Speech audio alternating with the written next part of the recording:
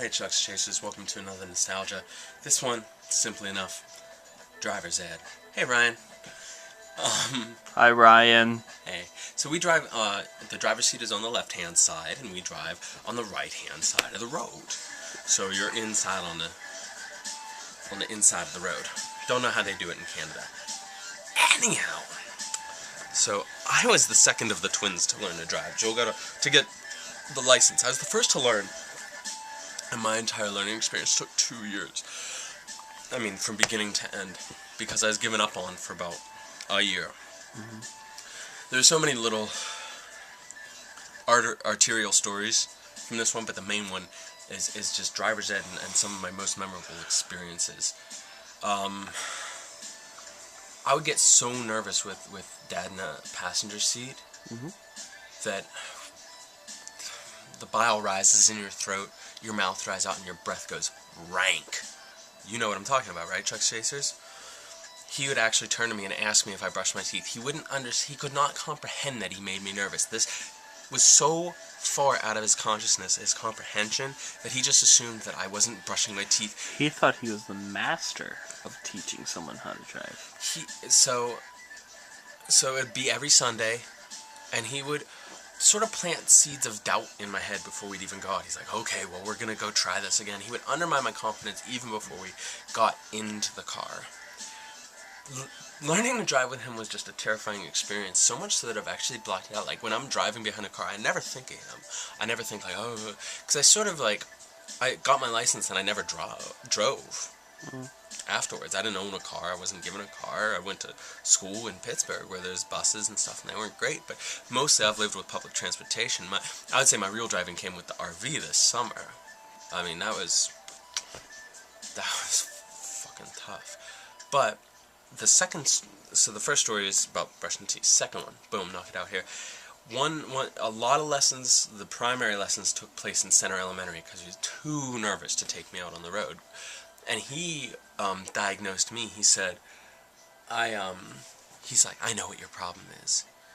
You're afraid to be in control. No, I'm fucking terrified of you. You've spent an entire lifetime undermining all of my confidence, making sure that I know that I'm nothing at all, and then putting me behind the wheel. And I think this was the same day that I just was so flustered, I put my foot on the wrong pedal. In Center Elementary, you remember there was this fence, and then there was this huge hill, and it actually went into this wooded area, and our house was right on the other side of this wooded area. We lived really close to Center Elementary, an easily walkable distance. And I was so flustered, we were parked up against this fence, and I was learning how to back out of it, and I put my foot on the wrong pedal, on the accelerator, of course, and almost went, like, I mean, I took my foot right off and slammed on the brake, but I remember he screamed, he's like, yeah! Not angrily, panicked. It was like a clear tone of panic in his voice. And I think that was the same day that he said, you're afraid to be in control. And then he somehow equated it to learning to play guitar, which I couldn't even do at the time. He's like, you can play guitar, how can't you drive? Like, guitar is rhythmic, 1, 2, 3, 4, there's predictable patterns. Driving is such a fluid, live action thing. It's real time, there's nothing predictable, rehearsable for driving. The final story is when I got banned from driving for about a year. We were driving in Monroeville, not on 286. There was a Sheetz in Plum, and we were near the Sheetz, I believe, because we were driving on the road. Quick tangent, the first time he ever took me on the highway, I remember he was really pleased because he talked about, like, how great highway driving is, and you can get the accelerator up, and, like, he loved to drive fast, and, like, maybe that was true, but, like, it was a easier drive, and he said, actually driving on the highway is easier, and that's true, because there's less turns, less stoplights, all that stuff, but, once you get over the fear of speed, which I did not, I was going, like, 45 my first time on it, maybe less, but anyway, maybe it's even the same drive as that day, because I only had a handful of lessons with him that I can remember, without fucking, like, blacking out of fear. How do you teach someone that way? I don't know. Final story, he was yelling at me, and I finally actually lost my temper, and the light turned green, and I just Pittsburgh left right in front of someone else. No horns went off or anything. I think, again, it was panic on his part.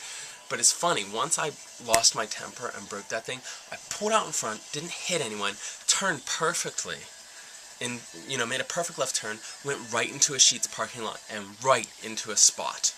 Like, almost a perfect parking job, slammed on the brake, threw the emergency brake. I was just like, fuck this. I didn't say anything. I mean, but I sort of predicted his, he's like, get out of the driver's seat, and I was sort of already lifting my ass out of it. Years, and just so you know, in case you've stuck around this long, to find out when I finally did get my driver's license, I was 18. I was working at the O on 286 Golden Mile Highway with Steve Shanahan. Shout out Steve-O. Hey, man. And it was 3 days before I left for college. I took my driver's test. I aced it. I got 1 point off because I did not check my mirrors after the 3-point turn. The driving instructor was a real chill guy, by the way, but I got to drive to my last day of work at the O, and that was the only time I drove their cars as a high school teen with a license.